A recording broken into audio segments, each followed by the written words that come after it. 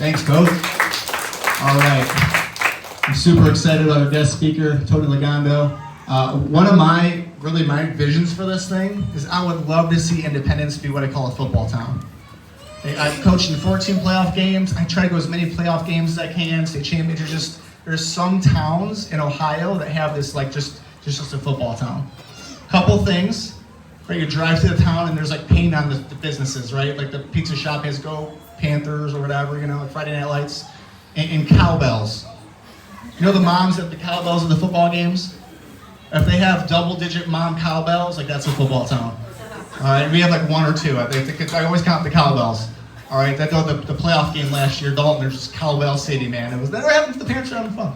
But I would love to see us. I want my kid to grow up in a football town where just it matters, and our parents are just investing in the kids, and coaches like Coach Weiss are just all in kids. And Huron, it was a football town. It's a football town. They do some special things with like the trees and the seniors, and I want to try to bring in each year like a retired coach from a football town to kind of show us the way how to do it, because it's going to be worth it for our kids. So Coach Tony Legando.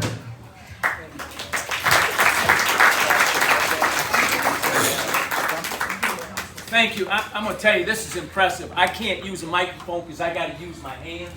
It's just the nature of it. And I have a passion for this, and I'm going to tell you why. I taught fourth grade, 40 years. They're this high. And I was their varsity coach when they got up into the high school. When you're 10 years old, you don't hide who you are. When you get to be a sophomore in high school, you figured out how to hide who you are. So I knew these guys from the start. And I'm going to tell you right now, this is impressive. I don't know who the head coach is here, but he's got a good detail started right here. And I'm going to tell you why, and you might not even realize it. Kids today need what you guys got in this room right here. They're crying out for what you have.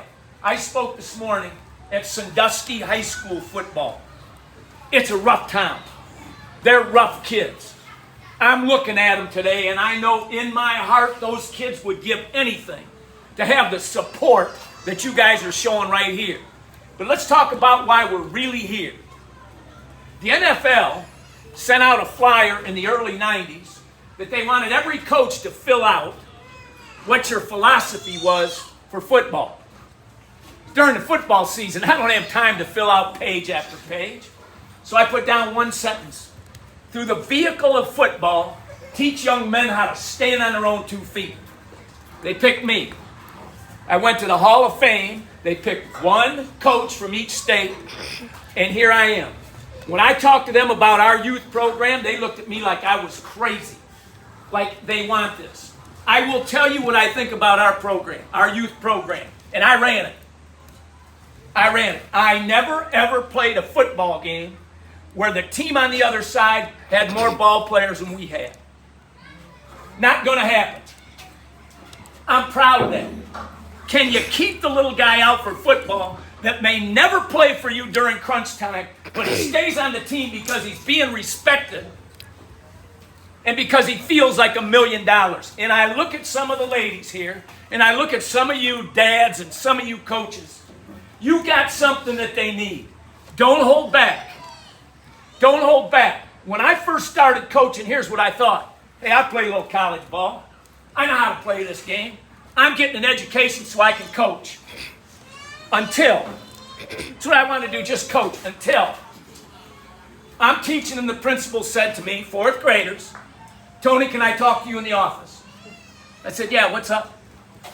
There's a little guy who you don't have, but he's in 4th grade. He said he feels safe when you're around. A little guy needs me. I got in this to win some football game. It changed my life. I'm going to tell you what was happening with them. And there's going to be stories like this that you're working with, I guarantee you. Guarantee. She said, Tony, when I come into school, the principal's telling me this, the little guy's already at school. He's kind of hiding in the shadows. He's here early. Since he said he feels safe when you're around, can you get here where he can come into your room until we start school? His dad's sport of choice was to drink after work, come home late at night, and use the kid as a punching bag. That's the kind of guy you might have on your team, and you don't know it. Don't turn him away, because he needs to be a part of something special. He's not getting it anywhere else. So I get up early the next morning because the little guy needs me. Ain't about coaching now, is it? It's about working with the little guy. I get there early, about the time they're turning the lights on, ramping up the boiler. I go up to my room, turn the light on, put my books on the desk, and turn around. Out from behind a curtain, little guy's in my room already. You know, with the broken glasses, maybe some scratches here and there. He's already there. The principal told me he's afraid of two things: his dad and the dark. Kid's running in the dark from his dad, and he coming to see me. Oh, I want that guy in my football program. I want to get a chance to work with this kid. I want to get a chance to show him what it's all about. I'd love to tell you this is a happy ending. I don't know where the kid ever went. You know what I'm saying? He in 4th grade, saw him a little bit in 5th grade. Boom, don't know where he went, probably moved on.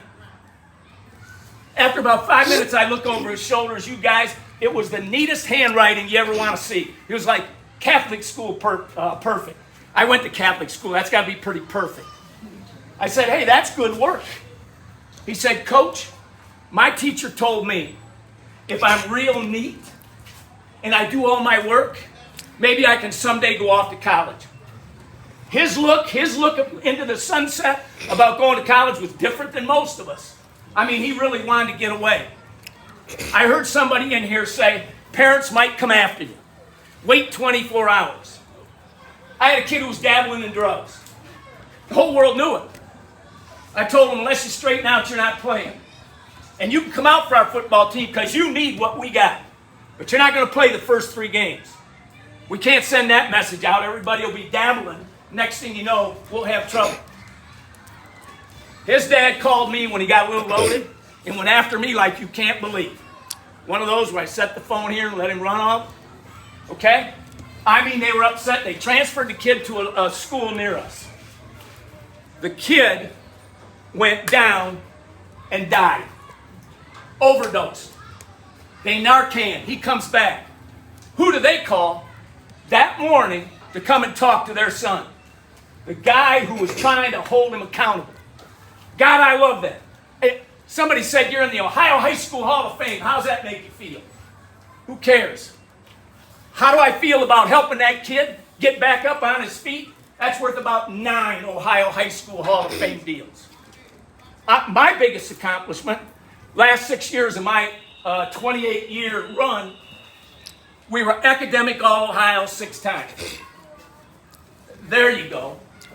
We're going to put the stress where we can. And I can see here that you people care in the right way. I'll tell you another story, just real quick. You know, when you teach and coach for as long as I do, 40 years, you go to a lot of weddings, funerals, and graduation parties. I know what shredded chicken tastes like. All right, I know what it tastes like. So I'm at a wedding. All hell's breaking loose. They're having a good old time. I get a tap on the shoulder. Kid who I had coached a long time ago says, Coach, can we talk? I'm thinking, right here? No, can we go out in the hallway? He said, Coach, I'm going to tell you something. He said, growing up, my dad would come home, and he'd be all loaded up, and he'd want to beat the daylights out of my mom and my sister. He said, Coach, I used to push them in a closet and run and hide, hoping he wouldn't find any of us. He said, but listening to what you had to say about developing strength, talk to him in the weight room. This is good. You're getting strong physically. Right up here is where you got to get strong in today's world. Come on, you guys know it. You got to be strong up here. He said, in listening to you talk, I finally decided I'm done with that. So his dad pulled in the driveway. He's telling me this. He puts his mom and his sister in the closet, and he stands in front of it. Not going to run and hide, Coach. I'm standing in front of him. His dad came barging in, said, get out of the way. He stood his ground. His dad went to pop him on the shoulders, come down with both hands. He said, Coach, I caught his wrist, and I said, Dad, we're done with that. Those days are gone.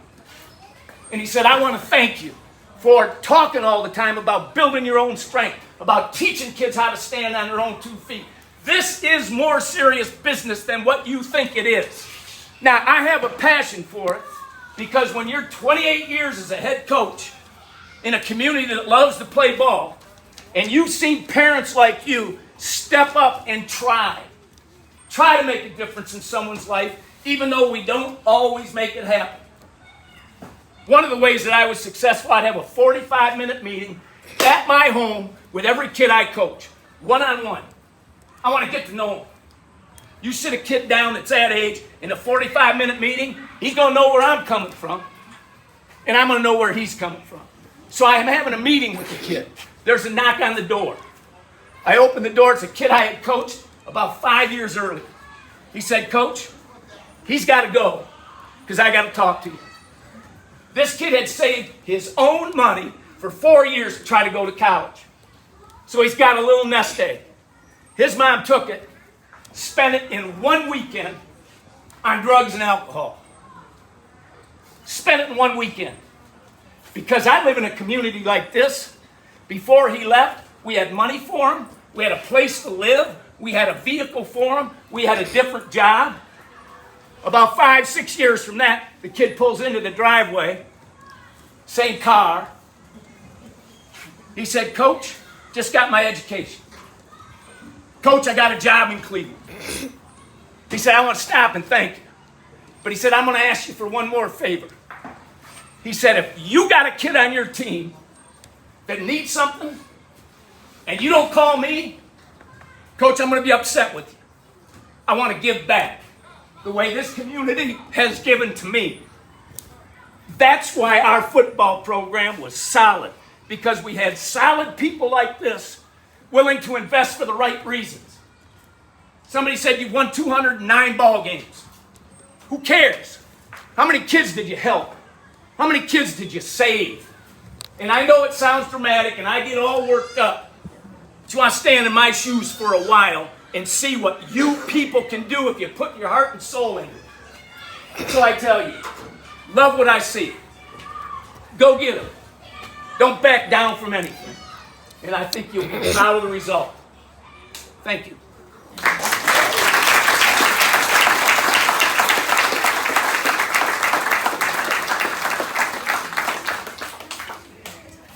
I thought I was passionate, guys. Like, man, wow, Coach, that was amazing, man. That's. Thank you. Like, can you give us, when I got you, like, what would be like 3 things we could do as a community just to make this a football town? What are things that you can 3 things. Yeah. Love those kids. That's all you need. No, I mean that.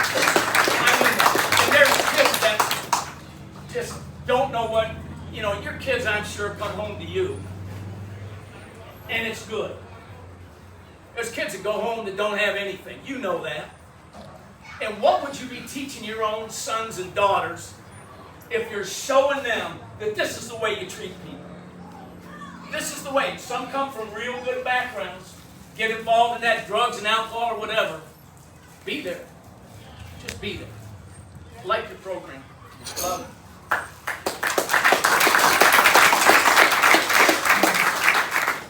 Man, see something in my eyes. All right, we're going to do a breakout. All right, so we're going to have all the rookie tackle parents over here. Let's have padded flag with Coach Malou. Mike, the guys are spaced out perfect. So flag parents over there. We'll talk about the details of our program. When you're done with that, we're out of here. See you at practice, see you at games. Coaches, we'll stick around. Coach, have some words for our coaching staff.